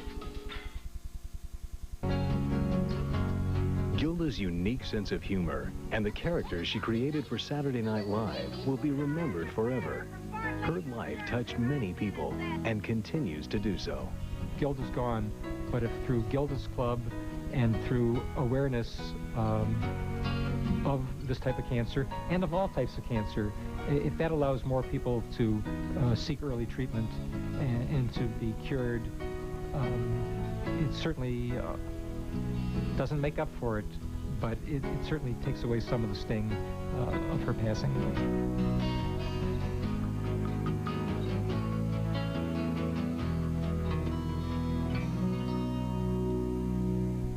After Gilda's death, her cancer psychotherapist Joanna Bull started Gilda's Club, a non-profit cancer support center with the help of Gene Wilder. We'd planned with Gilda to set up something for people on the East Coast. They had experienced that aloneness, that feeling that nobody can really understand what you're going through. And after her death, he called me and asked if I'd like to come and see what I could do in New York. It just was a natural thing to name it for Gilda. Gilda's Club is not only in New York, it is expanding nationwide. Gilda's brother Michael is helping to set up a Gilda's Club in their hometown of Detroit. All services at a Gilda's Club are totally free. Somebody with cancer does not have to worry about money. Everybody is welcome. It's a place that fulfills what is basically the motto of Gilda's Club, that no one should ever have to face cancer alone. And I consider this to be as important a legacy, maybe more so, of Gilda's life as her humor. Gilda's positive outlook on life taught Gene Wilder to appreciate every moment. Most of us are walking around during the day and we're too busy with other things to realize that our lives are slipping away. I feel like every once in a while, if I get into a rut, that Gilda is shaking me, saying, come on, don't waste time on that. Her life has served as a source of inspiration for her friends. Gilda shined. And that was the thing. She was going to shine come hell or high water, and she did it until the very end of her life. Gilda would have the most amazing insights, and God bless her, she wouldn't keep them to herself. And she'd relay them with hilarity, even if they be of life and death. You see the reaction that she got not only in the studio, but from years later now, years after her death, how she touched the souls of people and a smile comes to their face when you say her name. She's one of probably 3 people that I can point to that had the abilities to play different characters, make you laugh, remain feminine. She's one of the most talented comedians of all time. You know, I've been coming here to do Saturday Night Live since 1976, And the thing that keeps coming back to this, brings you back to the show is the people you get to work with. And I'd like to show you something we recorded on this stage in 1978. You know, when I look at that tape, I can't help but think how great she was and how young I looked. Gilda, we miss you.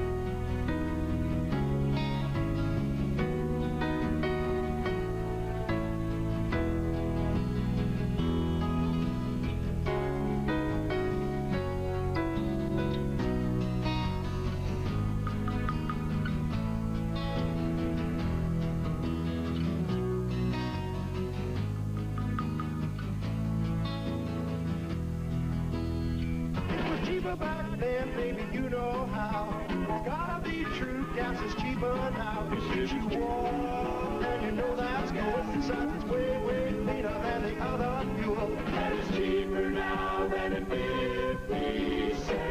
Natural gas! $5 million. I'm rich. I can do anything I want in television. Excuse me. You interrupted me. Where was I? You were saying that cinematically, white can be very unflattering, particularly if it makes your legs look like. Hi, Gilda, it's Gilda Radner, everybody.